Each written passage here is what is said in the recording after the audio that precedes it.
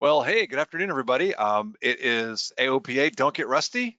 Here we are again for the month of September, and today's episode is Working Capital, Navigating the Washington, D.C. SFRA, or SFRA. We call it the SFRA around here for the locals. So really glad to have you all here, and let's just go ahead and do some of that housekeeping stuff so we can get started.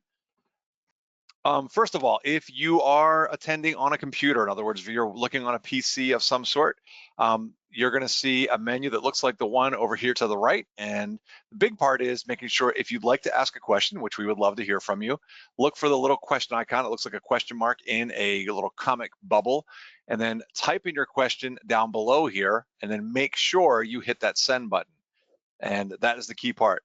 If you are on a tablet, so maybe you're watching on an iPad or an Android type of tablet, then you're going to see your attendee control panel looking something like this. You'll notice there's this question mark right here. You'll tap on that.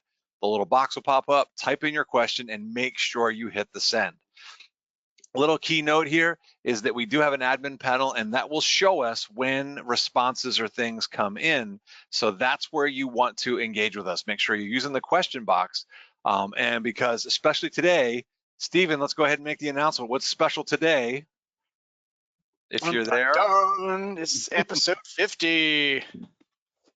And it's episode 50. With it being episode 50, we are going to have some giveaways. So just like we've done in the past, we will get those out. So just be ready, and you want to just shoot us the thing in the question. So if we say something like we're going to give something away, whatever that thing is away, you just pop it in that question box there. So just be ready. For those of you that have been here in the past, you know what to do. And remember, we will know to the second who was the first person to get it in. Okay. My name is Chris Moser. As always, I work here at AOPA. I'm a teacher. I was a flight instructor, and I do lots of other stuff. I work here on a little program called AFTA, and also on our flight training experience survey and awards. And by the way, for those of you out here that have done some training in the past 12 months, please consider rating your CFI and or your school or multiples of those. Go to aopa.org/FT, that's flight training, FT survey, aopa.org/FT survey, and take that survey for us, because that would really help us a lot. So if you've trained in the last 12 months, whether it's been for a certificate, a flight review, whatever, go ahead and give your school or CFI some feedback. All right, that's my plug for today. Let's go ahead, Dan. Dan, you're always with us. Tell us who you are. Well, always. I love that. I've become a regular. What an awesome opportunity to have. Thank you, Chris. Good afternoon, everyone, for those on the East Coast with us, and good morning to those a little further west. Dan Justman. I get to work with the You Can Fly team on the Flight Training Initiative, the Flying Clubs Initiative, Rusty Pilots Initiative, and also get to support our awesome high school STEM program, curriculum, and teams. And I guess that's it. Instrument-rated private pilot. Just happy to be here. Thanks, Drew. Welcome back. Hey, thanks for having me. Stephen first. Stephen before Drew. Stand by one. Drew's the special guest. So okay. Stephen, really quick, tell us who you are. Heidi ho, neighbor. the voice behind the production on the webinar program. I'm a coordinator with Flight Training Initiative, so I work directly with Chris on the survey. Please go take the survey. It's open until October 31st. I work with AFTA, a variety of other programs as well. It's been a fantastic opportunity working with these fine people. All right, great, Stephen. And now let's go ahead and throw it over to Drew, our special guest. So Drew, tell us a little about yourself. Thanks, Chris. Yeah, my name is Drew Myers. Welcome, everybody. Thanks for coming along.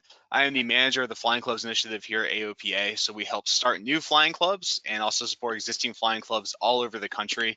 I myself am a proud member of a flying club based out of College Park Airport. That's historic College Park Airport inside the flight restricted zone. Is that the historic College Park Airport? It is, yeah. So College Park is the oldest continuously operating airport in the world. And I'm very proud of that fact. That's where the Wright brothers trained the first Army pilots when they sold their design to the U.S. Army. So if you're ever in the area, you want to check out a really cool museum and a really cool airport, stop by College Park. It's on the Green Line of the Metro.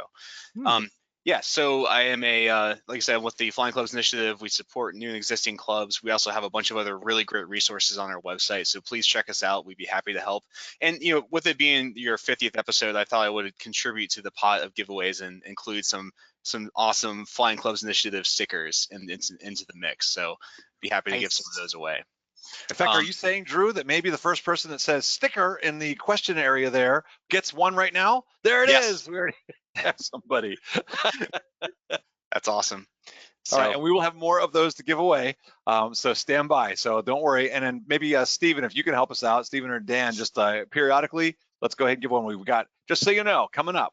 We're not giving any more away right now. You have to wait. You have to stay online. But we're going to have a couple of hats. We got a couple of challenge coins from the Air Safety Institute and a couple of T-shirts. So those are coming up in a little bit when we say. So Dan or Stephen will be the one to cue that in. Okay. Plus more of those stickers. So. And before our computers blow up, we have our sticker winner. So please, no need to jump on that initial sticker giveaway. We're all set there, but thank you for the engagement. You all are absolutely amazing. Nice. And if I could just say one more thing, so I did my flight training here in the Washington DC Special Flight Rules area. I've been flying since 2015 in the area, so that's part of why I'm here, is just to share some of my experience with you and maybe offer some insights from a pilot who's active in the area. So really happy to be here, guys. Thanks. And Drew, let's just hit a question really quick here. Just somebody said, where can you access the Connector newsletter? Where would they find it? Very quickly on the website. Yeah, if you search AOPA Flying Clubs Initiative, and you'll see a link to our newsletter right there. It's a monthly newsletter, and you can join the mailing list. Third Sunday of every month we publish it. So we'd love to have you come along. I believe it's an award-winning, Pulitzer Prize-winning type of thing, at least according to Steve. Yeah, we've awarded ourselves many times. Yes. No, they do a good job though. So make sure if you are interested in that, check it out. They do some really good articles. All right, Dan. Yes, we are all here as part of the AOPA Foundation. So we're grateful for all that believe in general aviation, support general aviation through the AOPA Foundation. Everything that the You Can Fly programs do, including us having gainful employment, is funded by donors. So not anything that we do or the programs for You Can Fly are done through membership dues of AOPA. So we're very grateful for all donations and support of general aviation and our organization, all the programs that we do. If you would like to donate or find out more information, please visit aopafoundation.org. Also would like to thank our key sponsors here for the Don't Get Rusty webinar series, the Jeppesen 4-Flight Boeing family of companies and businesses. Thank you so much for your support. Without Boeing 4-Flight Jeppesen, we would not be able to join all of you wonderful people here once a month midday. It was fun. We had a team from 4-Flight in last week, or week prior, for the Aviator Showcase here in Frederick, Maryland. So it was fun to see them and talk about future planning. But again, thanks so much for all of your support. First question that's going to come up, or next question that's going to come up, is this recorded? Yes, it is recorded. The other question is going to be, do we get wings credit for that? Absolutely we do. So if you have used the your FAAsafety.gov email address to register for this webinar, everything's all set. There's nothing more that you need to do. We will take that list, we will send it in. Credit will show up in, I don't know, it typically takes a few days for that credit to show up in the account, but it is taken care of. If you did not register, or you're not sure if you registered with your FAAsafety.gov email address, please email us at ftinitiative@aopa.org. That's ftinitiative@aopa.org, and we'll make sure to get the right email address in there for you. But back to question one, yes, it is recorded.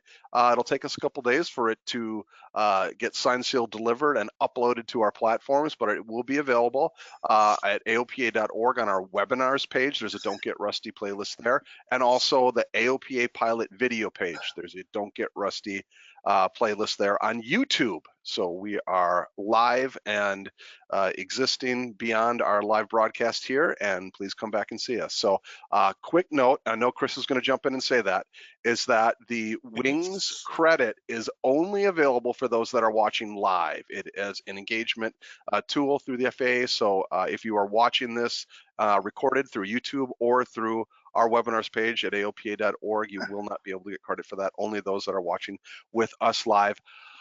Breath. Perfect. All right, Dan, thank you. And you know what, Stephen, I know that Stephen's feeling a little bit under the weather here, but do you think you can tell us very briefly about our day in history before we head to the content? Well, of course. Did you know on this day in 1964, the North American XB-70 Valkyrie made its first flight? Designed to be a delta wing bomber that could actually reach speeds of over Mach 3. And it's one of the largest and heaviest airplanes to ever fly at that speed. You can see with a couple of pictures here, there's the aircraft in flight, but very much like the Concorde, it had a fuselage nose that would tilt down for slower flight and taxiing on the ground, landing, takeoff. So it looked a little awkward on the ground, but it would be very slick in the air. So they were doing lots of testing and developing this aircraft to be a bomber that could deliver nuclear devices, but it was quickly outpaced by much cheaper ICBMs. So it never really got used for its design purpose.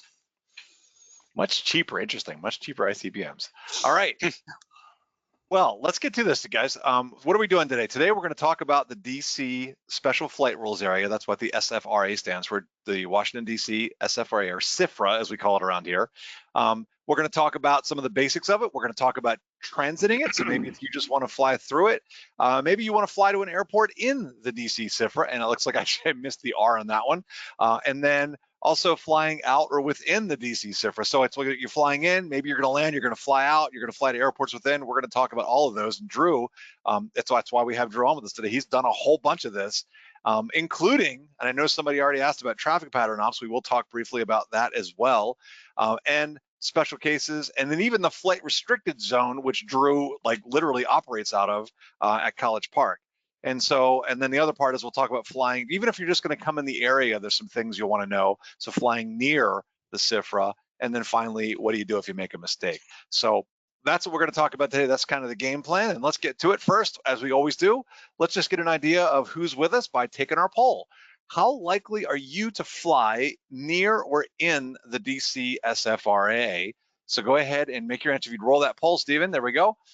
And so the choices being A, I'm there right now, watching as I fly. Not good ADM right there. B, very likely. C, maybe every now and then.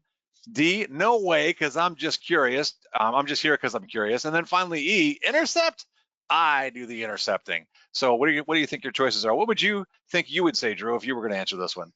Well, if I were at my house, I would be inside the SFRA, but where I'm sitting right now, I'm just outside the SFRA in the Frederick class Delta airspace. So obviously pretty likely for you to be doing that, since I know sometimes you commute from College Park up here to Frederick, don't you, by airplane? Yeah, every once in a while. It almost makes sense, but not really. But hey, it's fun to fly to work. No doubt. And of course with the weather and everything, but yeah, yep. Good to go. All right, let's see. One time my plane broke down and actually got stranded up here. And then then you have to whole deal with trying to get a car ride. All right, we've got 77% right now. Let's just leave it open for just a few more seconds, see if we can get to the 80% mark. Just a second longer, and I'm seeing a trend. And as always, just like I said, I've always got somebody who answers the silly ones that I put as choice E. So whoever that is, I appreciate you. That's why I put them there. All right, let's go ahead and let's go ahead and stop the poll after a minute 20, and let's see what people said. All right, so we've got obviously maybe every now and then. So we got a pretty good bit of our audience there. 43% saying that they just might do it, or they might be here every once in a while. And then the other 37% going no, but just curious to learn about it. So we're glad to have you here with us. And then the other 15% very likely, and then 4% somehow are there right now. So I'm not sure what's going on there, unless maybe they're talking about your case, Drew. Mm-hmm. And then finally, the 1% intercept. I do the intercepting. Those are my good friends right there. So all right, let's get to this.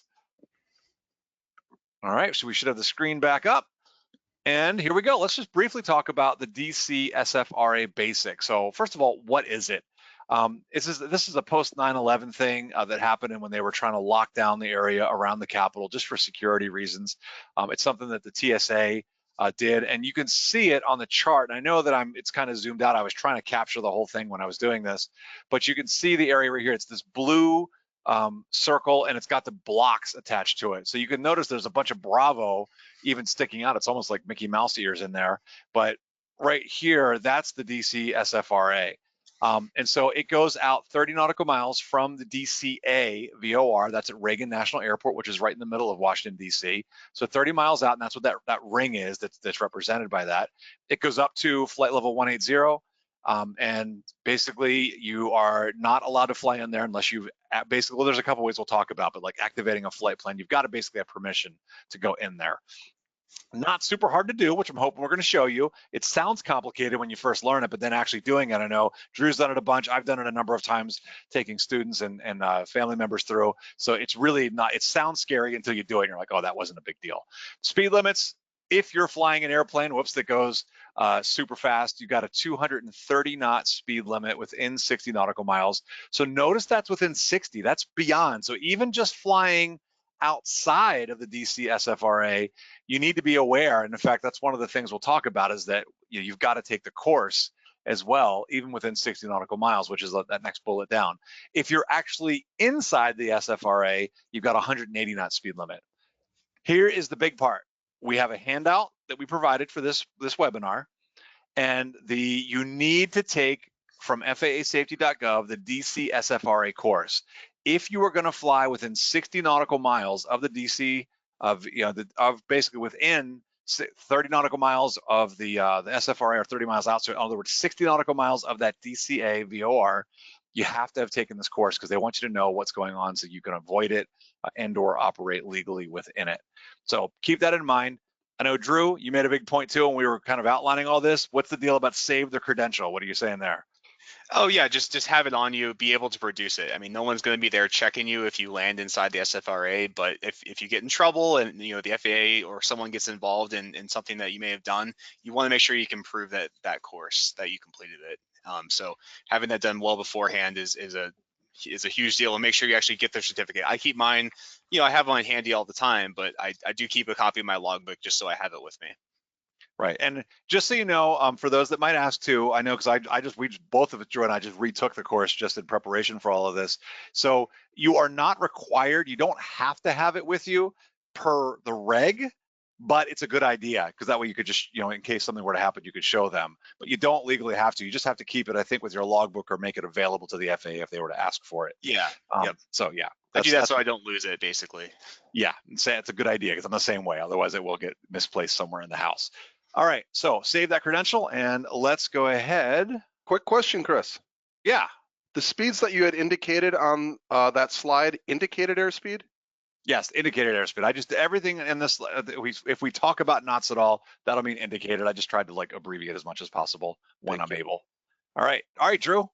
Cool. So some of the basics that you're going to need to fly in and out of the DC Special Flight Rules area. The biggest help is going to be this Baltimore-Washington TAC or terminal area chart.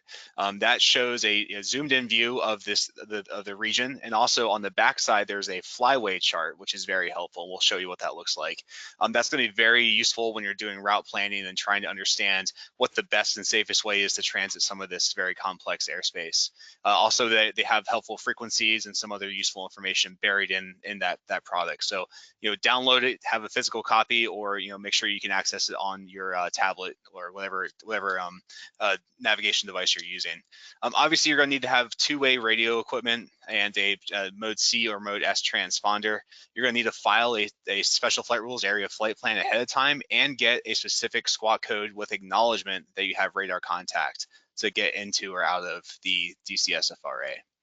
In fact, I know the phrasing that I've heard when I've gone through it, I'm assuming it's the same for you, is they'll say something like radar contact, say where you are, and they'll say your flight plan has been activated. It's weird because it's not like you expect the cleared thing, but that's not what they say for this. Sometimes they'll say that. We can talk about the verbiage a little bit later, but yeah, they'll acknowledge you and you need to make sure you hear radar contact and some kind of clearance to enter your right. And real quick, obviously a two-way radio, that seems very basic, but it's very important that you know how to use your radio. I've seen many times with flight schools and even with my own flying club where someone takes off and they think they have the radio set up, but they can't figure out how to transmit and receive on the right frequency. So there's confusion there. So make sure you do a radio check before you take off, and then you know how to use that audio panel so that you're hearing and receiving on the correct radios. Hey, I want to get a couple of questions I saw popping in, and it was something I was remiss about on the previous slide for the course. They're asking, does the course expire? And in fact, it does not expire, but then somebody asked, is there any kind of currency where you have to take it again? And of course, just like we both said, I've taken it more than once, so I don't know about you, Drew, but I would probably think I'd recommend I take it again when I'm going to do it if I haven't done it in a while, just to Sure. review and refresh my memory. What about you? Yeah, it's helpful to review. They do update the course periodically, but the course will be the first place to tell you that you want to make sure you're checking your nose to air missions before you're taking off, because that's where the most up-to-date and current information is for your particular flight for the airport that you're operating out of. But yes, it's good to review the course, because you may not always do IFR operations or VFR operations, or you rarely fly into the freeze, the flight restricted zone. So yeah, I would say every flight review, why not renew your course if you're going to be flying this area. And then somebody asked about the fact of it says transponder mode C or S, and they asked, was ADS-B required? I didn't recall seeing that in that course, but that entire area, you're within the mode C veil of 3 different class Bravos, and those do require ADS-B. So yes, you're going to need ADS-B out as well for flying in this area. Even if it's not per the SFRA, it's definitely required because of the Bravo airspace. Yep. Oh, and somebody said, where can you take this course we're talking about? There is a link on the handout. It's at fasafety.gov. It's kind of hard to find in there for some reason. Really? But we have a direct link. I know when I searched for it for whatever reason, I was getting other things and I wasn't seeing the course that I wanted. That's funny, because so it popped up on my homepage for me. It was like, right, on like the recommended or suggested courses. So maybe you know what? Maybe that's why, because it was in my previously taken courses when I found it. Yeah. Maybe it has some things where it knows that you've already taken it, so it doesn't pull it again. I don't know. But we do have a link directly to it on the handout. So if you go to the handout section, you'll be able to see that. All right, Drew, talk to us about these operational considerations. Sure. So here you can see on the right, there's an illustration of the different gates, and you'll hear that a lot when you're talking about transiting the DC SFRA. These gates are typically named after a waypoint, but it's important to note that you do not need to fly over or near that waypoint as long as you're in that arc of that gate. So up on the north side, the Woolly Gate, you can enter anywhere in that area and fly through. There's no problem with that whatsoever. And you make sure that you're filing and flying the correct gates. That's really important. And again, we're going to talk more about the operational considerations in the future, but yeah, knowing which gate you're at and announcing that correctly is very important. And again, I mentioned that TAC chart. Make sure you check that for the VFR flyways as well. That's going to help you with, especially between Andrews and BWI, there's a kind of a corridor that we're going to look at, and we're doing the hypothetical flight in a minute. That is kind of a pinch point, and it really does cause a lot of traffic congestion. So make sure that you're flying that properly. And then as far as the flight plan itself goes, it's not actually a VFR flight plan. It's not a search and rescue flight plan. It's a very unique thing only for the DC SFRA. And I've had this happen to me plenty of times, and it happened to me on my student pilot solo, where you'll call them up and say, hey, I'm at this gate, and they're like, do you have a flight plan on file? I'm like, yeah, I do. And they're like, okay, and then they give you the code. So sometimes there can be some confusion there. You may be on flight following and you're approaching the DC SFRA, and they'll suddenly drop you and say squawk VFR, contact Potomac. Then you'll have to scramble and find the appropriate frequency and then contact them again. So just because you're on flight following and approaching the SFRA doesn't mean you're going to immediately be ushered into the SFRA. Hey, Drew, quick question about TAC charts, because like Garmin Pilot has the TAC embedded in the map, but the question is, it doesn't show the backside of the TAC charts necessarily. So what part of the TAC chart is needed that you're referring to for this? Yeah, I'm a ForeFlight user, so I believe if you click the menu, there's I think it's called a fly chart. You can see so that's how you can see that. I like to use SkyVector when I'm doing like an initial flight planning. You can also, there's a tab up top where you can toggle between the different products, and one of those is the fly chart. So yeah, I would imagine in Garmin Pilot, I'm sure it's got that similar capability. So look for something like it, because like you said, it's literally looking at my ForeFlight US VFR flyway. So I'd imagine Garmin Pilot's probably got an option for what chart you're looking at. And one more thing, just to be abundantly clear, that flyway chart is for visual flight rules only, not instrument. And then so some other operational considerations: expect Potomac TRACON to be busy. We know that Class B airspace is B for busy, right? You're going to be sharing the airspace and the frequency with all the heavy metal that's flying into BWI, DCA, Dulles, Andrews Air Force Base, helicopters. All this good stuff is going on around you. So expect to have Southwest 737s flying right over your head, because they're inside the Bravo. You're probably going to be flying below it or around it. but the frequency is going to be very busy. So be patient, use proper radio etiquette. When you tune into a new frequency, just pause and listen and make sure you're not going to be stepping on anyone, because that can really make things kind of jam up in a hurry. So be patient. Don't just be blasting towards the SFRA and assume that you're going to get cleared right before you enter. I've had many a time I've had to circle or just kind of like arc my course a little bit to make sure that I can get the proper clearance to enter the SFRA. So yeah, just be aware of that. And also sometimes altitude is a concern. Like here at Frederick, we're just outside the SFRA, and if you're in the pattern altitude, you're going to be too low to be able to establish communication. So sometimes you may have to climb to establish clear communication before you enter the SFRA. Cool. And then two things I just wanted to mention right here too is that just notice on the diagram here that you do have those gates are defined by radials off of the DCA VOR. And I know that I don't know about you, Drew, but I know that when I've flown in it, I just purposely pick a landmark or something that I know is in the middle of it to fly to, and that way I don't have to worry about looking at radials. I just know that I'm within it. So I found that to work pretty well. That's good. Yeah. And then one person, by the way, I did want to make a note here too. I know luckily we've got lots of folks on here that sound like they've done this and they've flown in it and everything else. So yes, there's lots of little details that we unfortunately won't have time to cover all of that, but that's why we're saying take that course. So for example, specifically how to file the flight plan. And somebody mentioned, you've got to file an IFR flight plan, or you check off IFR when you're doing this. And all the directions are in that course on how to do that. That was the parts we weren't going to worry as much about. We're going to try to give you the practical considerations, but make sure before you do this, take the course and pay attention because it's important. Yeah. Don't make it a coin toss. Take the course. Oh, what's that? Is that a coin? A coin toss. If somebody throws in there, first person that gets the coin in. There it is. Got one.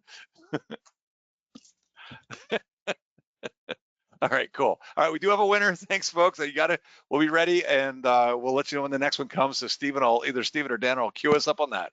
All right, let's talk about transiting the DC SFRA. And this is what I've done. I have not, like Drew has actually flown and landed and operates out of College Park. Mostly what I've done is I've left out of Frederick, which you can see on this little diagram. I used Sky Vector for this one. I took off out of Frederick, and then we would fly down to a waypoint, typically an airport right here that I would pick. And then we would fly through the DC SFRA or the SFRA out over and kind of end up over the bay. And then a lot of times I'd go over and go to Bay Bridge Airport or someplace like that, just because it's fun. So when doing that, if you're going to transit, in other words, I'm not going to land within the DC SFRA, my route planning is all I got to do is I want to make sure that I'm filing the proper plan, of course, but I'm going to plan from gate to gate. And so I would go on my chart, I would look it up, and you can see here the distance. I don't think the gates are clearly shown on the flyway. I don't see them like listed there. It's in there. It's hard to see. Yeah. But the reason that I chose, this is the flyway chart. The reason I chose this is because you'll see these blue arrows here, and it's giving the recommended altitudes for what direction you're flying, and then where you should be to help you avoid the Bravo. So that's what I was using that. And there are some waypoints here. There's two if you're going to do this. There's V Ponix, so it's Victor, Papa, Oscar, November, X-ray, to V Poop, Victor, Papa, Oscar, Oscar, Papa. Those two are ways that you can then navigate in between, because notice you are underneath Bravo. Here's this area right here with the hashed marks, looks like a restricted area. It's called the flight restricted zone. You're gonna to squeeze your way down through there. So when doing that, I chose those two waypoints to help me navigate with the GPS, because I wanted to make sure that I was going to avoid the Bravo and the DC flight restricted zone, which we'll talk about later.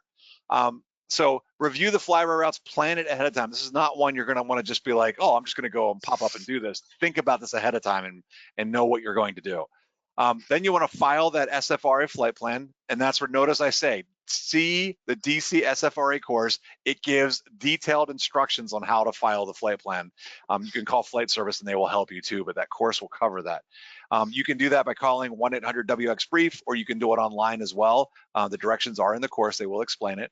And then the big thing that I would say is, even though they are on the charts, they have the frequencies here, is make sure you note that what the ATC frequencies are and the SFRA frequencies, because when you call to open or activate your flight plan, it is not the same frequency as talking to Potomac. Even though it is Potomac, you're going to use the frequency like they're in these boxes here. So I like to write this stuff down ahead of time so that I'm not trying to look at it on the chart while I'm flying.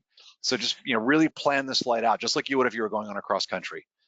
Then you activate it, and they will give you a discrete squawk code. And when you have that and you're in radar contact, that's when you know you're good to go through it. Anything to add, Drew, before I go to the next slide? No, just maybe one note in the frequency is sometimes you may call on that published frequency for the SFRA East, and it may be hard to hear someone, or you may not get someone right away. Again, patience is key here, but they may tell you to call them on a different sector, a different frequency before you even get clearance. So again, just because you establish two-way communications does not mean you're cleared into the SFRA. You need to get that code and get that verbal clearance before you enter. Cool. All right, Drew, tell us about what to watch out for when we're transiting. Okay, so you're coming in from outside the SFRA and you get that clearance. So you'll call them up and say, hey, this is Cessna 1234 Woolly Gate, and then you'll wait for them to call back and say they'll find your flight plan, give you a squawk code, and you read that back, squawk it, and then they'll say Cessna 1234 transponder observed, clear through the SFRA, remain outside Class Bravo airspace. Here's the altimeter.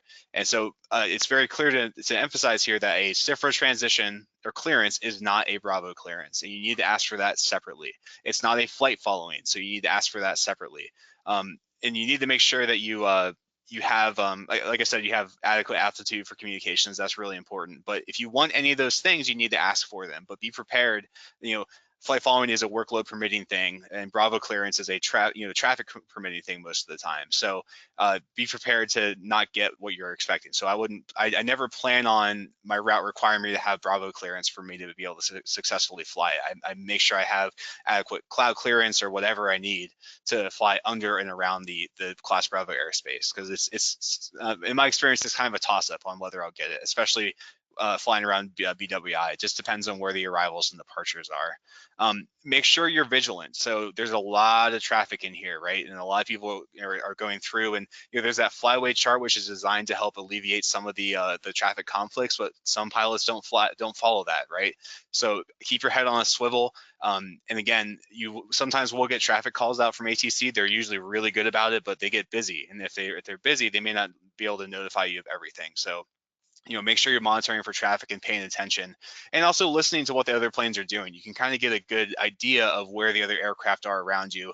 This pilot's going to be flying into or out of this airport over here. I can expect them. I can look for them. So that's really important.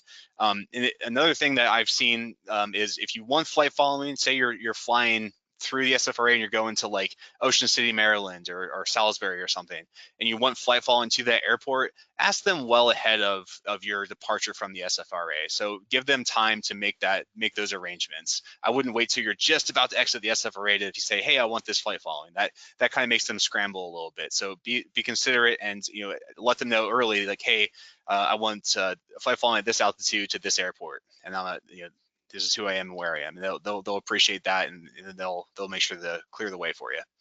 Drew, two quick questions for you. If I, meaning the person calling in, said, if I have flight following into the SFRA, will approach switch to the SFRA frequency? So is that part of the natural handoff there? Sometimes, but not necessarily. I've had it happen both ways, where I get transferred right to Potomac, and then they clear me into the SFRA. I've also been on flight following, and then a few miles out from the SFRA, they'll say via radar services terminated, squawk VFR, and you're on your own. So then you have to find the appropriate frequency and reestablish contact. So it just depends on some variables that maybe I don't completely understand, but yeah, I would just be prepared to have, like Chris said, have those frequencies written down so you know who to call and when. Great. Second question: if ATC clears you through the SFRA without a flight plan, can you accept it, or is that a gotcha? Yeah, Chris, I think you have some experience with this, but yeah, if you are clear through the SFRA, as long as you're squawking and talking, I don't see anything wrong with that. Well, and the big thing here is that I've had happen. I talked about that flight. I would effectively just back up one slide here. What I would often do is I'll take students to give them the experience of flying through the DC SFRA, and we would go and land at Bay Bridge. Then we would take off and we would fly the northern part around just to try to get a clearance through the Bravo. Well, what can happen is we call here, ask for flight following, and say, hey, can we transit the Bravo? And a lot of times they'll let you do that. And as you're doing that, they'll just say fly direct Frederick. Well, that direct Frederick flight will take you, just go right through the SFRA. Well, purposely, I had my students not file an SFRA flight plan for that. And so they don't always know that you have an SFRA flight plan or not. So if you don't have an SFRA flight plan, even if you're on flight following and have been cleared into Bravo, that does not allow you to fly in the SFRA. Because I've mentioned it to them, like, I don't have an SFRA flight. They're like, oh, okay, remain clear of the SFRA then. So don't, that's not the same thing. So just make sure you tell them. And I think what it comes down to is ATC is moving traffic around. They're not necessarily always, they're not paying attention to who has an SFRA flight plan or not. Yeah, and you got to figure they're dealing with a lot of instrument stuff too, which is automatically cleared. Yeah, but they know who you are and where you are generally. If you have a discrete transponder code and all that. I think thinking back, I think I have had an instance where I was clear through when I didn't have a flight plan on file, but it's rare. And like you said, Chris, it's always good to clear. And I was thinking about some general tips for all this. Is one of them is to never assume. So ask the clarifying questions. Don't assume that you're cleared into something. Ask and trust but verify. Cool. All right. While we're talking about codes real quick, if you have an SFRA squawk code and then ask for Class B transition, will you get a different squawk code or will they keep you on the same? Typically, no. Yep. Thank you. All right, let's go ahead and we want to keep moving here because we've got about 20 minutes left. So we're going to make sure we can cover all the things we're hoping to talk about. So DC SFRA, when it comes to landing, if you're going to fly into and then land at an airport inside the DC SFRA, then you want to take a look at this. So basically, then you're going to plan your route and you're going to file an SFRA flight plan, just like you did previously, like we talked about, from gate to gate. But in this case, you're going to file from an entry gate, so whether that's Woolley or Paleo or something like that, to the destination airport. So notice again, the DC SFRA flight plan is not like a VFR flight plan. It's not the same thing because you might be filing from your departure to your destination for search and rescue. This flight plan is additional to that. And all it is it's that security thing. So it's going to be from the entry gate to the airport where you're going. Once you've done that and you filed it, as you approach, just like Drew has talked about, you're approaching the DC SFRA, you contact ATC, you get that squawk code on the SFRA frequency. And then this is one that I know, Drew, you had some experience with in doing this a bunch. If you're going to a non-towered airport, which I know College Park is, then you have to have that airport in sight before you get a frequency change. In other words, they will not let you just be like, oh, I've got it 5 miles ahead, I'll be fine, I'll go ahead and squawk VFR. No, don't do that. And if it's a towered airport, then ATC will actually hand you off to the tower where you're going. So maybe if you're going someplace like Manassas. Anything to add there before we go to the next one? Nope, just don't squawk VFR. They're always going to say, once you call the airport in sight, they'll say, keep the code, frequency change approved. So keep that squawk code, don't change that, but then you can switch over to CTAF or tower. Now, obviously, when you land at a towered airport, they're going to go ahead and close that for you. What about non-towered fields? How do you close the DC SFRA flight plan or whatever? Well, once you have the field in sight, if you're not doing traffic pattern ops, you're just doing a full stop, they'll watch you go in and the flight plan will close. But if you're doing pattern ops, then you need to call them, and we'll talk about that in the future slide. We'll get to that one. Yep. All right, I think you're doing this next one, I believe. Yeah, so flying out of and then within the DC SFRA. So you plan and file the same thing. If you're departing from an airport inside the SFRA, here we have a Maryland airport. So you file from Maryland airport to whatever gate, the Wino gate. And then so your airport to departure gate, and that is the extent of the DC SFRA flight plan. You don't file to your destination or anything. This is only pertaining to getting you out of the SFRA. You need to contact ATC on the ground to get the squawk code and frequency that you're going to call them on. Some airports, like Gaithersburg, has a radio frequency that you can call. Many airports, like I have a lot of time at College Park and Freeway, there's a phone number you call to get that squawk code and frequency. I typically, once I'm in the airplane about ready to start up, I'll pull up my phone and call and get that squawk code and frequency. It's generally a good idea to do that pretty soon before you're getting ready to take off, and make sure you have that written down and programmed. And again, don't take off with the wrong transponder code. It just creates unnecessary stress. So check the local procedures, check the flight the chart supplement for more details on your particular airport for the SFRA procedures. And again, never squawk VFR. And we've got Zach here asking too, what's the reason we don't want to squawk VFR?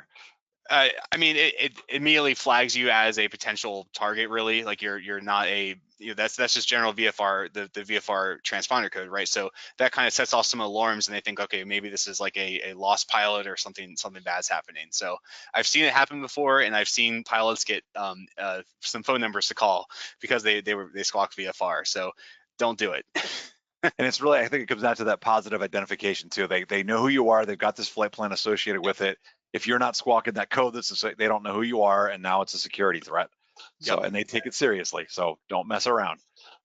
Okay. Yep, you keep your t-shirt on, your hat low. What's that? What? T-shirt. And there was a hat. We already had somebody jump on both of those somehow. I don't know. There's what the hat looks like there from the Air Safety Institute, brought to you by the Air Safety Institute. Okay, I think we got some winners there already. Do we? All right, cool. All right, so then I think Drew, you're doing this one as well. So what about flying out of, within, towered versus non-towered? Okay, sure. So again, you when you're departing from a non-towered field, which a majority of the SFRA fields are non-towered. Again, you've already got your squawk code and frequency ready to go on standby on your transmitter. You'll initially transmit on CTAF. So you say you're taking off and departing in this direction. Once you exit the area, I like to call clear the area, and then contact ATC promptly and establish radar contacts. And then if you're taking off from a towered field, you'll get handed off by the tower to change frequencies to Potomac.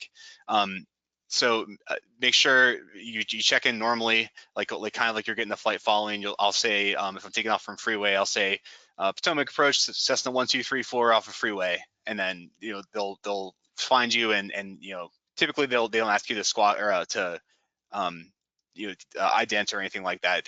They say radar contact and all the normal verbiage. And with the IFR, I think, and we'll talk about IFR ops in the future slide. Yep. A special one for that one. And remember, never squawk VFR inside the DC SFRA. All right. So let's say you had a sticker for every time I said never squawk VFR. Sticker? What? Sorry, I had to. You guys are having so much fun. I had to do one. You are welcome to do that. Look at that. Oh my gosh, there's tons of them. All right. So I think we've got a winner for the sticker already, I believe. Oh, no, we don't. I don't see anything. Do we have a winner yet that I missed, Stephen? For the sticker? The Special Flying Club sticker, if anybody wants one. There it is. Hey, all right. You weren't expecting it that quickly. All right. So let's talk about traffic pattern ops. If you're at one of these airports inside the DC SFRA, and there's a couple airports that have special exceptions that are talked about in the course, but in this case, you've got non-towered versus towered. If you're at a non-towered field, you're still going to file an SFRA flight plan, and you're going to contact ATC just like you would if you were departing on the ground to activate the flight plan and get your squawk code. Then what you'll do is, unlike where you're departing and sort of getting away from the airport and depart, getting out of the SFRA, you stay in the pattern. You'll just communicate on CTAF and monitor 121.5 if your airplane is so equipped with a second radio. Then when you're finished those traffic pattern ops, you call ATC by phone once you're on the ground and close that flight plan. So it's really not that complicated, but notice the big thing is file the flight plan, get the code, because that way they know it's just not some random person that's flying around down there. If you're at a towered field, the SFRA flight plan is actually not required, which is really nice, as long as the tower is open. So if the tower is open and operating, then you don't need to get an SFRA flight plan. Instead, you would just request the pattern work and squawk 1234, and then maintain radio contact with the tower, monitor 121.5. If you're at a towered field and they are closed though, then treat it like non-towered and do those procedures. So pretty straightforward, nothing super complicated on that one, I don't think. Nope.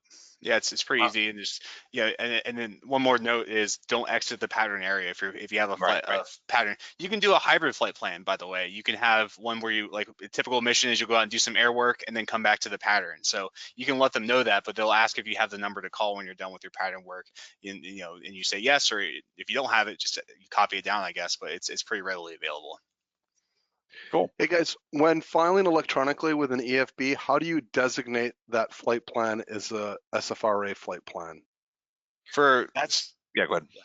Speaking from a flight experience, there is a option for a SFRA flight plan, and that's how you file it. And if you type in the gate as the route, it will work. So I'll type, if I'm flying from Frederick, I'll do what is it? I'll do Woolly, VPONX, VPOOP, and then Paleo if I'm going eastbound out through the SFRA.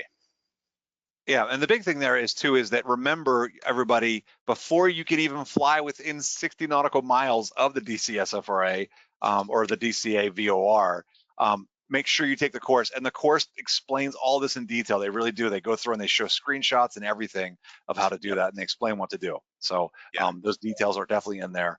And in fact, I don't recall off the top of my head, because when I've done it, I've called flight service and asked them for help. But you check it off. If you don't have the option to check it off as an SFRA flight plan, you check it off as IFR, and you put certain notes in there about the fact that you're doing an SFRA flight plan. And they show how to do it in the course. Yep. Okay. 2 special cases that we'll just talk briefly about, and then I know Drew's going to then take us on for the stuff with emergencies and everything. So if you were flying, there's the Leesburg maneuvering area. I tried to get a decent picture of it. It's kind of hard to see, but you see that there's this weird cutout right here. It's over on the northwestern corner of the DC SFRA, right with Leesburg Airport. It's so close to the border. If you're going to fly in there, you do not need to file an SFRA flight plan as long as you're directly going there or directly departing outside the DC SFRA. In that case, all you have to do is squawk 1226, use the CTAF.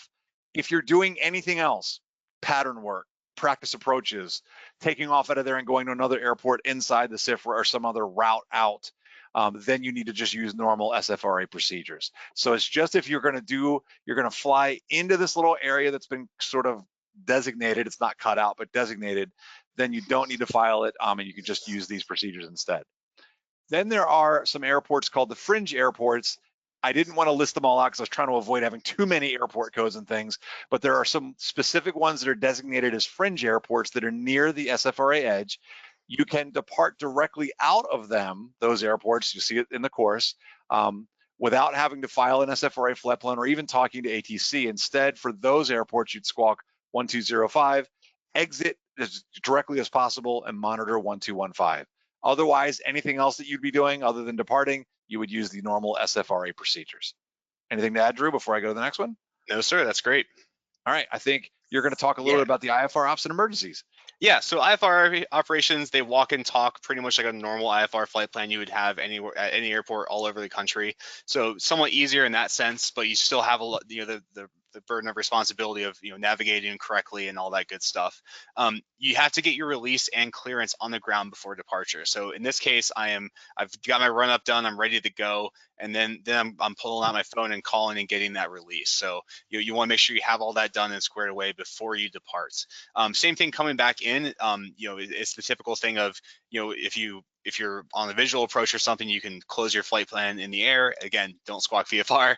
Just make sure that you keep your code until you land and you're good to go.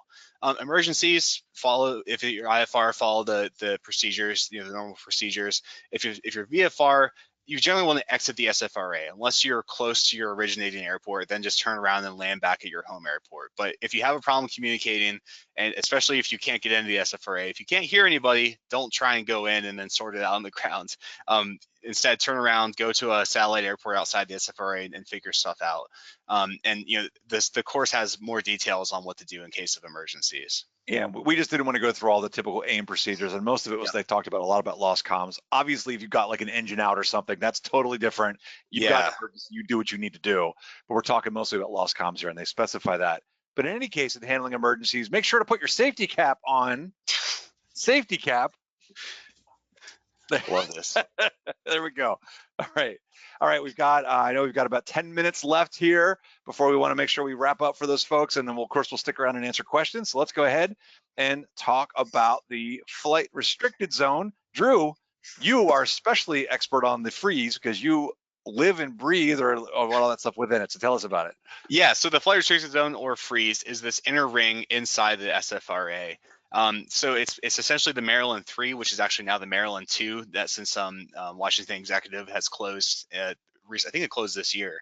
So you need to have a discrete personal PIN number with TSA approval. So I had to get fingerprinted. I had to do a background check to get a approval for this. The process is very simple, and it's become a lot more like quick to get done.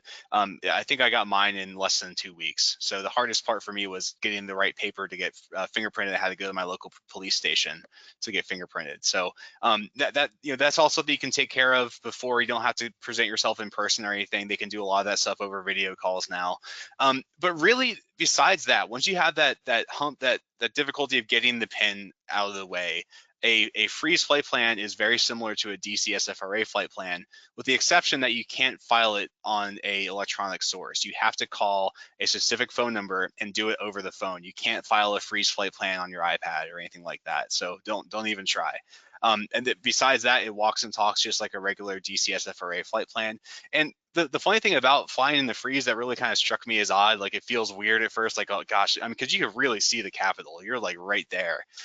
Is that most of the time you're in the freeze, you're not talking to Potomac, you're actually on CTAF, because like, look at how close College Park is to the border of the freeze. So most of the time you're flying there, you're on CTAF and not talking to Potomac. So that kind of struck me as odd, I guess.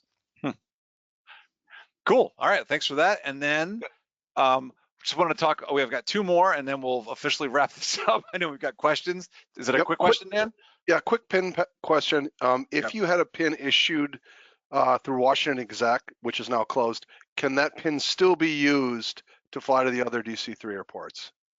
I don't know the answer to that. I'm not sure. I would assume yes, but I don't know if there's a maintenance that has to happen. So I would probably, I'll have to check on that. I can follow up with that person. The other thing too is it's like that's a good one too. I'm not sure about that one. Our Pilot Information Center, those guys know a ton of stuff, so we can check in with them as well. That's 1-800-USA AOPA at the Pilot Information Center to find out, because they'll be able to help you with that for sure. Yeah, and maybe to that person asked that question, you could also follow up with the other 2 airports, either Potomac or College Park. They still sponsor these pins. They would probably be able to answer that question. There you go. Good tip. Okay, flying around the DC SFRA. So let's say that you're thinking about coming near here. Maybe you want to come visit Frederick, but you're not really planning on going into the DC SFRA, which a lot of folks don't. And by the way, it's really not as scary. I know we're going through a lot of procedures and we're talking about all this stuff. And that's why I purposely made myself, I'm like, I'm going to fly through this thing. And once I did it, I'm like, oh, that wasn't bad at all. It was actually very easy. So it's just more about taking the course and then just figuring out what's the one specific thing I want to do. For me, it was just like, I want to transit it. I figured that'll be the easiest thing to start with. And it really was not a big deal. So don't be afraid of it. Just be careful and just make sure you're aware and you're following proper procedures. If you are flying near the DC SFRA, one thing to be aware of, here's Frederick, what's in fact where we are right now at AOPA headquarters. Right just north of us is the Camp David area, and you can of course see this prohibited area, P40, and then stacked on top of it is a restricted area, 4009, so they've got some altitude things going on there. Just be aware that those are there, and then when the president is actually, or some VIP is at Camp David, they will activate a TFR that is designated by this dashed line. So as long as that TFR is not active, you can fly through this part, the dashed area, just not within the hashed area. But if the TFR is active, they just put it on a chart so we could clearly see where that was.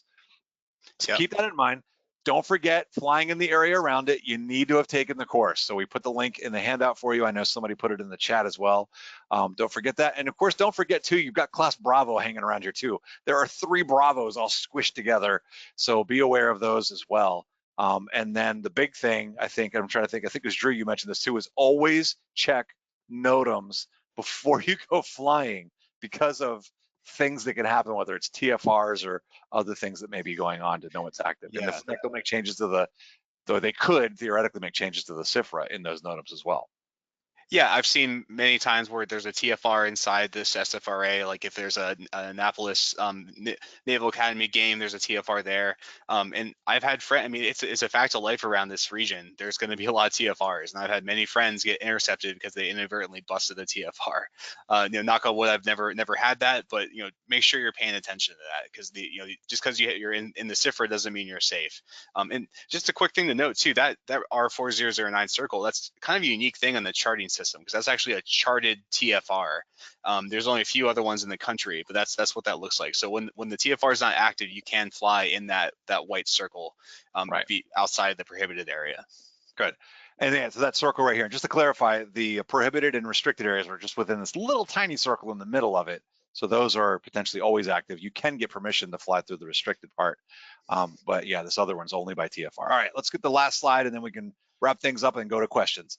All right, what do you do if you make a mistake, right? So there are two ways that you potentially, I guess there's three ways that you potentially could find out that maybe you busted the SFRA or did something wrong. One is, of course, you could get intercepted. And I know that Drew, in fact, in a second here, let's have you tell that story. Like you knew somebody that got intercepted, right? Yeah, you saw it happen. It wasn't that you knew them, but you had seen the pilot.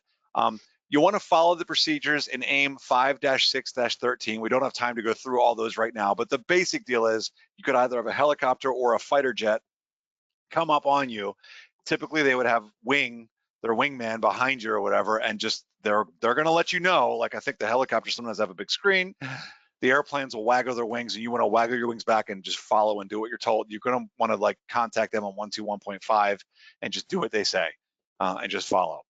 There's also, they've put a couple of locations of visual warning systems around the Capitol or in DC. And so they will flash these really bright lights. And I know people I read about it somewhere. I was talking about, are those lasers? They are lasers, but they're not the kind of lasers that'll hurt your vision. It's not the kind like that someone like a terrorist might use. So they'll have these red, green flashing lights, and that's going to give you a warning too that something's wrong. And of course, if you're monitoring 121.5 or if you're on with ATC, they will obviously tell you that something's up. If you make a mistake, don't forget you can file that NASA report, especially if it was unintentional. If you intentionally do this, your butt's in trouble. So don't do that. But if you do make an unintentional mistake, you just clip the SFRA or whatever it is, just like if it happened if you did Bravo, fill out the NASA report because it's like you can just explain what happened and that'll help protect you from punitive type action. Of course, we've got AOPA Pilot Protection Services. We've got our legal plan. So if you don't subscribe to that, it might be a good idea. And not just for the DC SFRA, but for anything, it provides you with some legal service. And in fact, I know Drew, you were going to mention about that.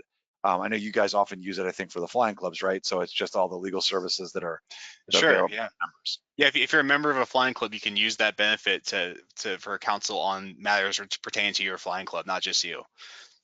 So not just the DC SFRA, but lots of good services. And finally, also the thing to remember is the FAA is they have this policy of compliance philosophy. And so really it's like it was a few years ago, they changed it from just going straight punitive action when they realized that what they really want is people just not to do these things again. So it's like if you make a mistake, their typical thing they're going to do is probably proceed with some sort of training to help make sure you understand what went wrong and so you don't repeat it again. Now, if you're going to keep doing it, now you're going to get punitive action.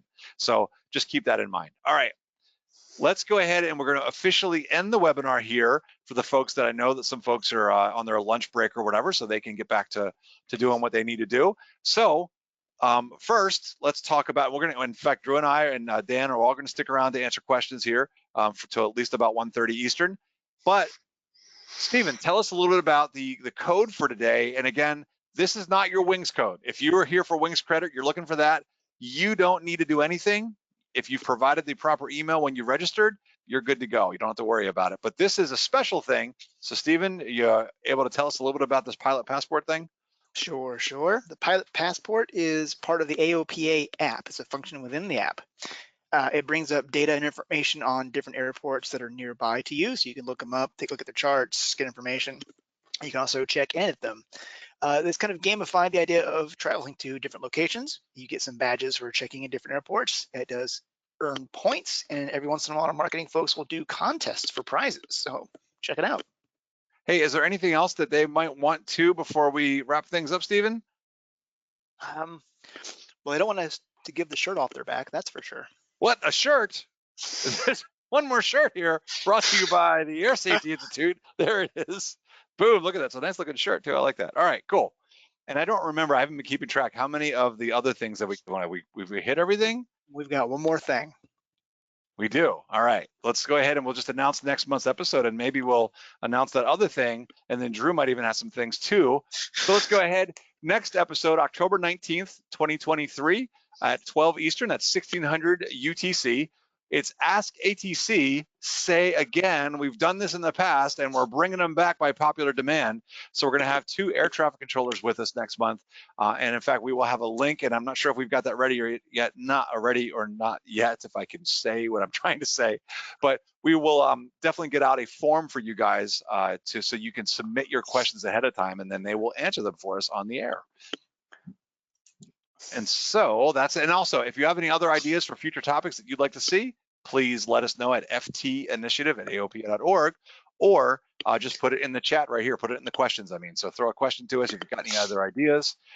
And in fact, I think there's one more thing left. Maybe flip the coin for it. Nope. There it is. That's amazing how fast they are. Wow. And then we don't want to get potentially sticky about this, do we, Drew? No, we don't. So, Jonathan, wow, that's amazing. Oh, I love it. All right, let's get some questions going. I'm excited for this. It's like he can't see the questions because of somebody put in sticker hat coin. No. Yeah, we got a bunch of those. We even had a request for the new car. I don't recall us talking about that one, but we got that. But we've got winners for all of the items out there. So please pause so I can get back to the question list. Dan, while you're collecting yourself, do you mind if I answer one that I saw? Yeah, go ahead, please. So someone asked if a freeze flight plan is also a SFRA flight plan, and yes, it is. So like I said, generally speaking, it walks and talks like an SFRA flight plan. You're going to file from your origin airport to a gate, and go from there. And then the same thing is when if you're filing IFR outside of the freeze, you will file your IFR flight plan and go basically, and then they'll issue your clearance and all of the expected routing and all that good stuff. So yes, it is very, very similar, and it covers the SFRA as well as the freeze, coming or going. Cool. So it has come up that it's follow the rules, relatively easy process, but a question about, well, how easy is that really? Is it easy enough? It seems easy enough for a single radio with standby modern. Would you recommend 2 radios for that? Yeah, I've done it on one radio plenty of times. Yeah, there's no issue having one radio. I would maybe just for me personally, I like Chris said, I like to have all my frequencies written down sequentially so I know where to go, because you can anticipate the next frequency you're going to have, but then you'll get transferred. Potomac will sometimes transfer you if you're flying in the SFRA, they'll give you a different sector to call as you're flying through the SFRA. So you can get different frequencies, so be prepared for that. You may have your CTAF on standby, but then you have to call Potomac on a different frequency before you do that. So just keep everything organized, I think is the best rule of thumb there. But yeah, one radio is just fine to get into that and out of the SFRA.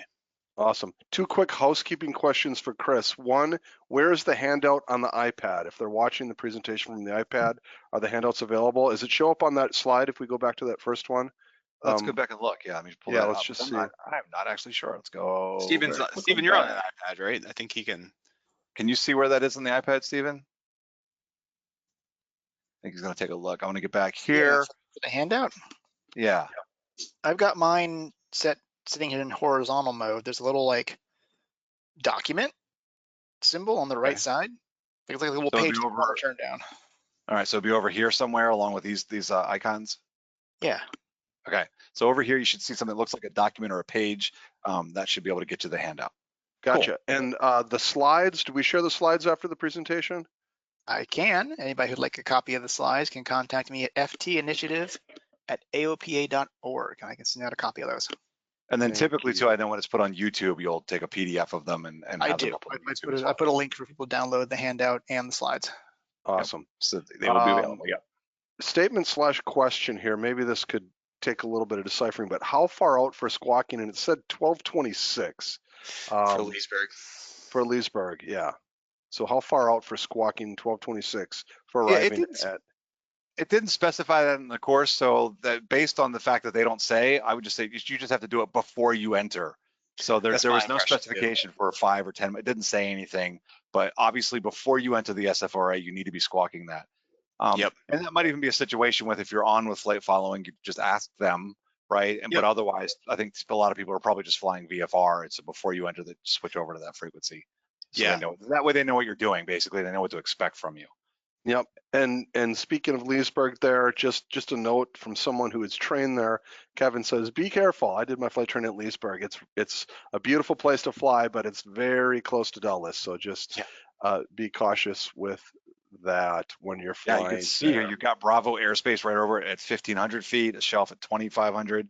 So yeah, you got to just make sure you're, again, plan ahead. Don't just go and think, oh, I'll just pop in. Don't do things like that. Make sure really pay attention to your altitude. Okay, and also a little bit of personal experience shared is be prepared to hear a busy signal for quite some time when calling Potomac to try to get a clearance from ground and to get out of the airport. Sometimes it can take up to a half hour. Yeah, I've seen that before too. Yeah, it's unfortunate, but yeah, again, patience. It sucks when you're sitting in a hot airplane with the engine off, waiting to get that call to connect.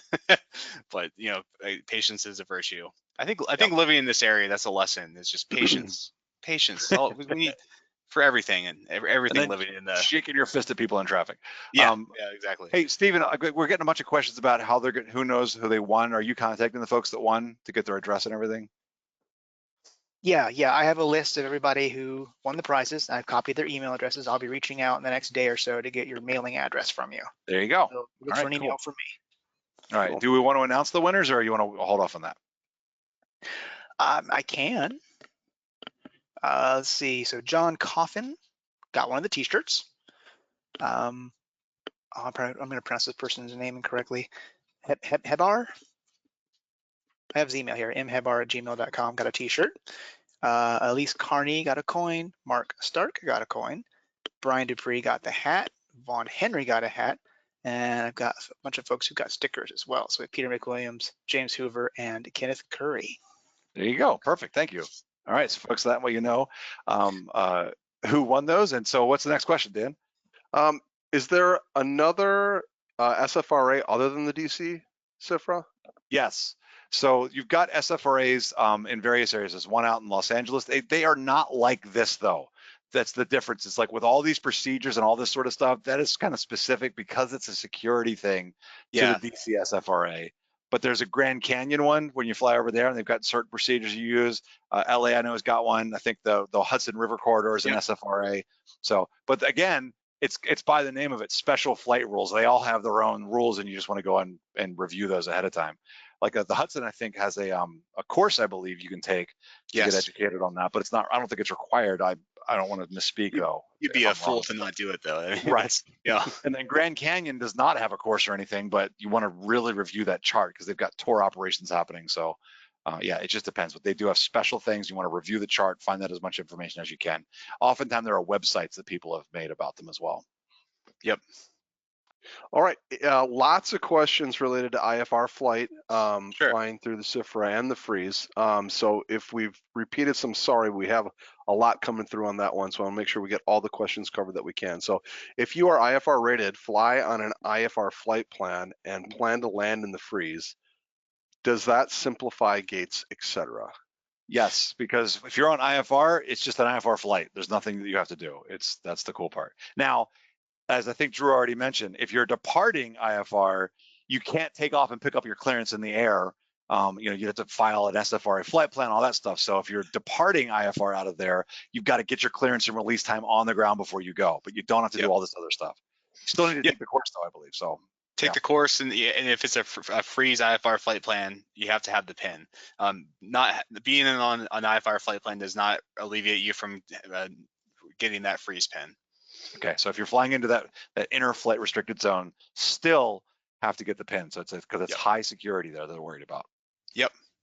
By the way, I see it popping up here for the SFRAs. I didn't even know there was one at Niagara Falls because I haven't flown up there. And then somebody else mentioned I have heard of the one down in Eglin, Florida, or Destin, Florida as well. That's there's like a special flight rules area there too. So there's a few around the country. Cool.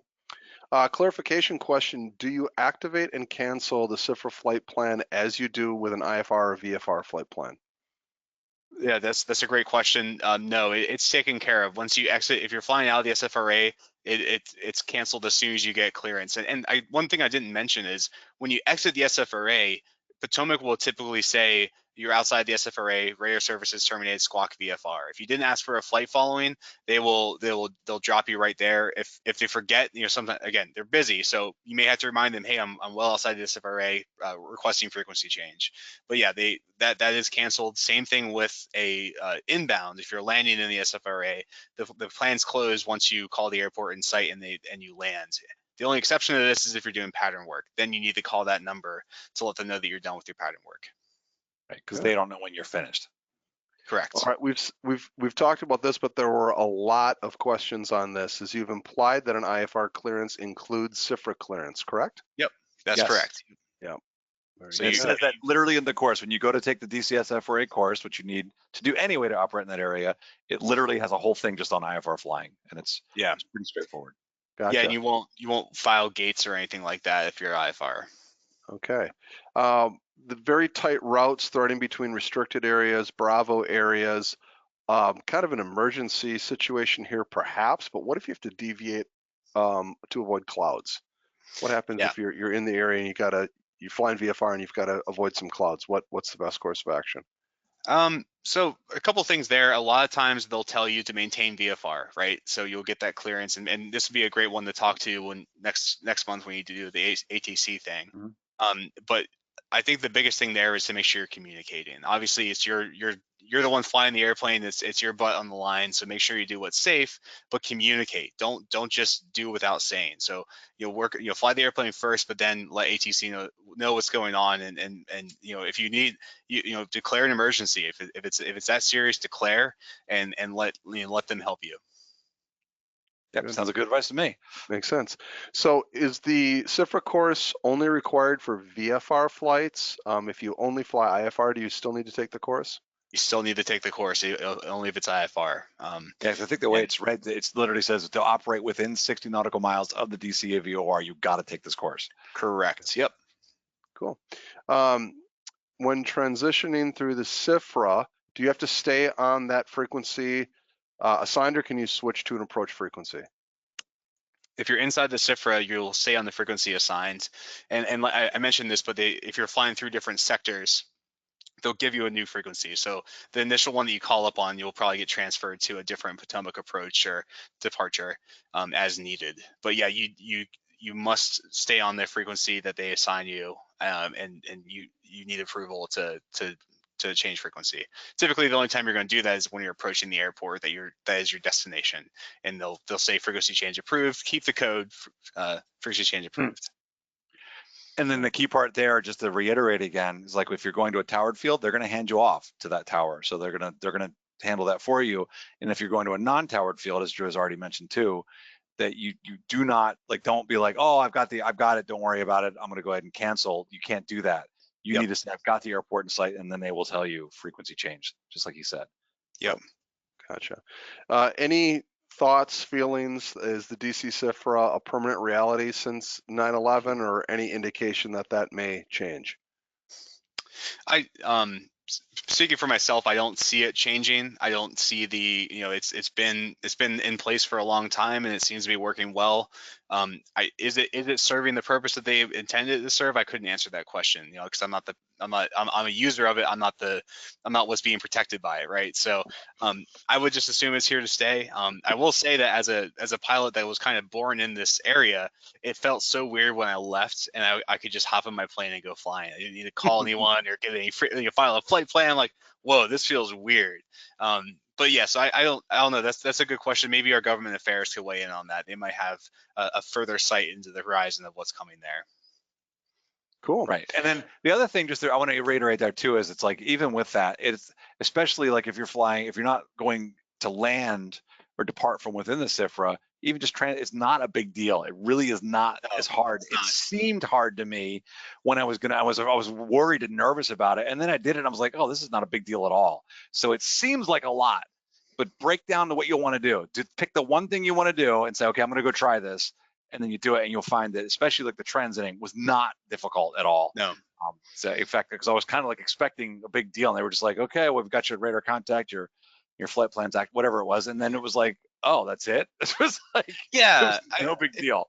it feels like a flight following. Generally speaking, if you're VFR, Yeah. it feels like you're on flight following, but you're not. But you know, if the types of communications and things are there, and yeah, it's not bad. It's you shouldn't be worried about it. Cool. So this is a question actually about avoiding the SFRA. Someone who's a low-time pilot flying from Pennsylvania, New Jersey area down to points in Virginia. If they go over the Frederick area, so one that we are very familiar with here, is there a GA funneling effect to be aware of? Any suggested altitudes, anything like that you could help talk through? I would say, yeah, there is going to be a lot of traffic, right? Generally speaking, especially if you're over Frederick, you're kind of clear of a lot of the Bravo airspace, so you don't have that looming over your head of like, well, I need to be below this shelf or something. So I would just have good etiquette with following appropriate VFR altitudes, and make sure you keep your head on a swivel, because there's going to be a lot of flight training that goes on just outside the SFRA. There's a lot of very busy airports, including Frederick, Carroll County, Clearview, all those airports. So you know, good traffic avoidance procedures and proper VFR altitudes, I think, are your best bets. And then the big thing too, I would say, use flight following. If you're flying through the area, don't, use flight following to help you. And typically the traffic around Frederick is gonna, like there's Clearview, like Drew just mentioned, and there's a lot of airplanes that come out of Leesburg and Montgomery County right here, and they will come up into this area west of Frederick. There's lots over there. However, that said, they're typically, if they're out there doing maneuvering and stuff, they're not going to be up super high. They're maybe 2,000-3,000 feet, depending on what they're doing, right? So, what I've noticed is it gets concentrated if you try to like cut off some time and go underneath these Bravo shelves. Now you're limiting your airspace, the altitude. Whereas out here, especially if you've got your ADS-B and you're on with flight following, it's like there's traffic, but it's not ridiculous. Just keep your eyes open and watch your ADS-B. Westminster VOR is pretty crazy, because that's an IFR fix for a lot of approaches, and there's a lot of planes around there, so avoid if you can. Yeah, so it's like the area right around Frederick here in the practice area, we call it, and then right over here, that's where the traffic tends to be. Yep. You mentioned Montgomery County. That was actually one of the first questions that came through earlier on, was just if you could discuss both traffic pattern work and flying out of and into Montgomery County. Yeah, so Montgomery County Golf Alpha India is a very busy non-towered airport, very busy.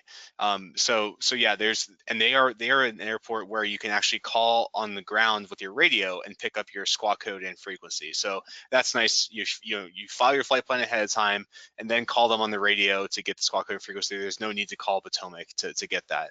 And same as everywhere else. So once you have that, then you get in line to take off. You'll probably be fifth in line to take off sometimes.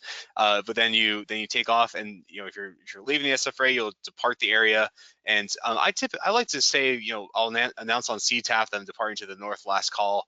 Some people don't like to do that, but again, you want to very quickly establish contact with Potomac and make sure that they see you on radar before you proceed. And if you have problems, go back to Gaithersburg. And then inbound is the same thing. You're going to call it in sight. I think that I've always found that Gaithersburg is very easy to see from the air. Some of these airports are a little bit more tricky. But yeah, you'll call Gaithersburg in sight, and then they'll say, okay, frequency change approved, keep the code, frequency change approved, and then you can start announcing on CTAF who you are, where you are, and again, normal traffic pattern procedures. I believe there's a right pattern at Montgomery County. Is that right? Let's see. Yeah, right pattern 3-2. So yeah, local knowledge is huge. If you're, that's another thing that I should mention. Feel free to seek the advice of a flight instructor, or research ahead of time. So read your chart supplement and make sure you understand all that stuff. But yeah, I'm sure any local pilots or instructors will be happy to help if you're confused. Cool. How do procedures for TFRs associated with presidential travel compared to SFRA procedures? Yeah, go ahead. I mean, they're similar, but not. I mean, some you have to read the language of the TFR, but some of them, as long as you're on a IFR flight plan or you're squawking and talking, you're in communication with ATC, you'll get cleared through them. but the big difference is that they are mobile, right? And I make the joke that if I were a single issue voter, I would vote for a candidate that didn't live in my immediate area, so that we wouldn't have the last two offices have been very close to this area, and when they go home or go to a property or something, there's TFRs that impact me, right? So, but yeah, that's the thing. They're regular, and they can pop up quickly. They can be planned out ahead of time. So I think that's the biggest thing is that the SFRA and freeze are fixed targets, and that's why it jumps up and gets a lot of pilots is they get complacent and they're not expecting the TFR to be there, Right. and that's when I think that's the biggest difference. But as far as like operations and things, you have to really understand the language of that particular TFR. Cool. Interesting question here. If landing inside the SFRA, you reported the airport and site and got frequency change approved, then you must go around. What about your SFRA flight plan? Yeah, well, you're still in the pattern then, and I actually had, so you're still in the traffic pattern. So I again, fly the airplane first. That's your responsibility. It's your butt on the line. So if it's not a safe landing, go around. There's nothing wrong with that. I have had instances where I went around at College Park and Potomac actually called the airport to make sure I was okay. So they are watching you, and I was there inside the freeze, right? So, but it was a non-event. They didn't want to talk to me. I didn't get a number to call or anything, but they noticed that I went around and did a lap in the pattern. They just want to make sure everything was all right. So yeah, if you have to go around, just go around. No pressure at all that you have to land. That's ridiculous in my book. Yep, Now, and I that's would the think feedback we're getting added on here too. Is it's not a problem. Just go around and land. Right. Just Yeah. fly the airplane first and procedures. Yep. And I think I would say too here is it's not like they're watching, waiting to bust you. It's not really what they're trying to do. ATC, like we've talked about before when we've had them on, they're there to help, and they're just Yes. trying to like help traffic proceed. They want you to be safe too. So it's it's like when they see something, it's like it's one thing if maybe you go around, you go in the pattern and you land. It's another thing if you're like now you're doing 10 landings, right? Because now you're not doing what you're supposed to do, Right. or all of a sudden you deviate and head towards the Capitol. Those are the kind of things that's what they're worried about is just people causing harm. Oh So, yeah, and I've amended SFRA flight plans in the air. It's if I was going, if I'm taking friends flying, we're doing a sightseeing flight, and they want to go over Annapolis, and I said I was just going to exit the SFRA. I've been able to bend my flight plan around. I've done round robin flights where you take off, fly around, and then come back. So that's fine. The important thing is that you're communicating and doing what you say you're doing. Great Hey, timing on your round robin flight. We had one come through just minutes ago. Yep. Do round robin flights through and back into the SFRA require 2 SFRA flight plans? Yes, they do. So if you're exiting the SFRA, a popular hop for us is to go from College Park or Freeway over to Kentmore for lunch. There's a beautiful grass strip, 2 Whiskey 6 is the airport. Beautiful grass strip right on the Chesapeake Bay. It's awesome. There's a crab shack right there. So yes, you will file a outbound. So it'd be College Park or Freeway Whiskey 00 to Paleo Gate. And then, it is 3 Whiskey 3. I'm getting my Air Force confused. But by the way, with the SFRA flight plan, you're not filing to a destination airport, just a destination gate. They're not concerned with what you do once you exit the SFRA. Then you time it appropriately and you file Paleo back to Freeway or College or whatever your destination is. The important thing to note there is when you're doing those round robin flights is to note the timing, right? So right. Someone can check me on this, but I believe the flight plan is valid half hour before the time you specify and 2 hours after the time you specify. So as long as you're inside that window that you said you were going to be for that flight plan, you're good. But you may have to refile a flight plan if you spend too long at the restaurant or something like that. But make sure you're paying attention to the dates and times, especially when you're filing with a electronic flight bag. I've caught myself many a time filing a flight plan for tomorrow when it was really supposed to be for today. Right. So attention to detail and just making sure that you have all those steps in place. And it doesn't take long to do this either. It's a quick call if you want, either on your FB or calling 1-800-WX brief or whatever. So yeah. Oh yeah, for the longest I would always just call WX brief, but lately I've been using ForeFlight to file my SFRA flight plans. Yeah. For someone who has a PIN code that's decades old and hasn't been used, how could they verify that it's still valid? So yeah, that's a great question. Your PIN has it's a letter and then numbers. Okay. So that letter designates the issuing entity or organization. So mine is C because it's College Park. So you'll know from the letter that starts with who issued it, and you can contact that. At this point, it's either going to be College Park or Potomac Airfield, right? So call either of those two locations, and they can check on that for you. If you got issued from Washington Executive Hyde, I would call one of the other two and see what's going on with that. But I don't know if they maintain records or how that works, but I know they don't expire to my knowledge. So those are the two I would check. And if they don't know, they could probably give you someone that the number of someone who would know.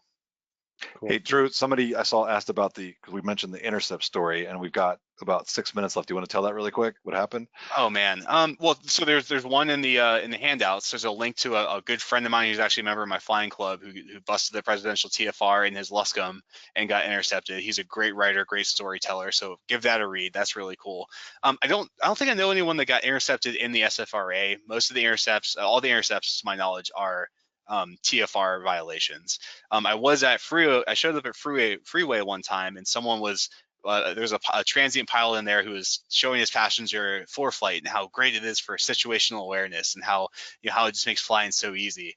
Well, this gentleman and Chris, if you could zoom in on Freeway for me, please. It's just outside so yeah, Freeway is kind of unique. We have that little divot where it's just outside the SFRA. By the way, this is where I got my license. I trained out of Freeway Airport, Whiskey 00, where real pilots are made. And so we're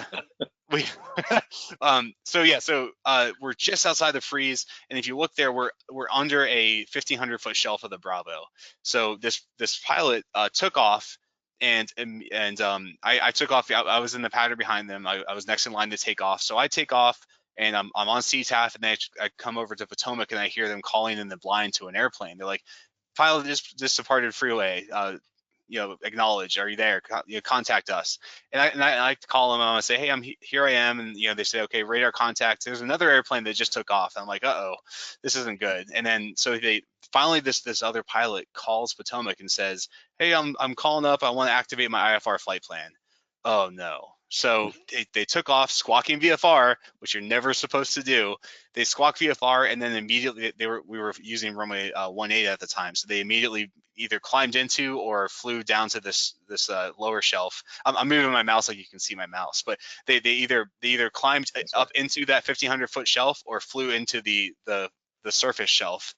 So they took off in the SFRA, squawking VFR without clearance, without a squawk code, and then busted Andrews Class Bravo airspace. So that was early on in my flying career, and that was the first time I heard someone get a number to call from ATC. So the moral of the story there is, if that pilot didn't do that special awareness training and they couldn't prove it, that puts them in a whole different world of hurt, because that shows that they were somewhat negligent in their responsibilities to fly in this area. So yeah, that was interesting. And I've seen some other stuff, but again, if you do the course, you'll be just fine. It's not complicated. There's no gotchas. And if you're confused, I want to emphasize this: if you don't know, ask for clarification. It's okay to verify. And in ATCs, yeah, they get busy sometimes, but they want to make sure that you are that you're comfortable and know what you're doing too. So it's communication is key here, I think, is the biggest thing. And like you said too, I think it's a good idea as well. If you're really nervous about it for whatever reason, then get a CFI to go with you, and then just to help you along, or another pilot that's done it before, that's experienced. That wouldn't hurt. Oh yeah. I was all cocky when I first I was like, oh, I fly in the DC SFRA, I can fly anywhere. And then I went flying with a good friend of mine in San Diego, and that airspace is crazy. So I very quickly was like, you know what, you can take the radios, man. I don't I don't know what I'm doing here. So yeah, it's there. I think some other airports have it worse, maybe. Yeah, San Diego's, it's got all those deltas and there's Bravo. It's all like a big line. And and there's like the different routes and stuff. Yeah. And mountains. Yes, and mountains and mountains, military traffic. Yep. I think we're good, guys. Thank you. Yeah. All right, cool. Well, let me go ahead back to the PowerPoint here. Just a reminder again that we will be all the way down. Oops, that's not what I meant to do. All right, we'll try that one more time. Don't forget, we're going to be back on in October. I believe it was the 19th. Let me 19th. verify. There we go. October 19th at 1600 UTC or 12 to 1 Eastern for Ask ATC. Say again, look, we'll probably send you out an email with a link to the forms. You can fill out your questions ahead of time so we can prep those up and get ATC all ready to answer your questions. And of course, we'll take some live as well. But also, please let us know if there's any future topics you'd like to see. Either put it in the question part right here or email us at ftinitiative. And otherwise, Drew, thank you so much for being with us this month. Sure. And for everybody else, Dan and Steven, I just want to thank you guys for all being in the audience, and we will see you next month. All right. All right. See you guys. Thanks. All right. Have a good one.